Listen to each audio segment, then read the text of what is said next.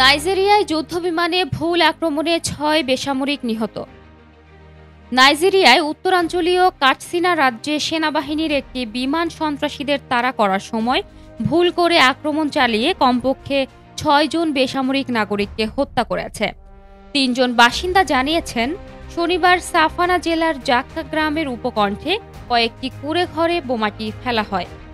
গ্রামে পুলিশের একটি ঘাঁটিতে ডাকাতরা হামলা চালিয়ে ২ পুলিশ সদস্য এবং তাদের সহায়তাকারী একজন পাহারাদারকে হত্যা করার পর এই হামলা চালানো হয়। জাক্কার বাসিন্দা মুনতারি সাদা এএফপিকে জানান, ডাকাতরা সরে যাওয়ার পর যুদ্ধবিমান মোতায়েন করা হয়। গ্রামের বাইরে একটি পরিবারের কুঁড়েঘরে আঘাত হানার আগে এটি গ্রামের চারপাশে প্রদক্ষিণ করে। নিহতদের জানাজায় অংশ নেওয়া মুনতারি সাদা বলেন, পরিবারের ৬ সদস্য নিহত হয়েছে এবং তাদের দেহের বিভিন্ন অংশ ব্যাগে করে দাফনের জন্য সংগ্রহ করতে হয়েছে। অ্যামনেস্টি ইন্টারন্যাশনাল এক বিবৃতিতে এ ঘটনা নিরপেক্ষ, স্বচ্ছ ও তাৎক্ষণিক তদন্ত করার আহ্বান জানিয়ে মৃতের সংখ্যা ১০ জন বলে জানিয়েছে।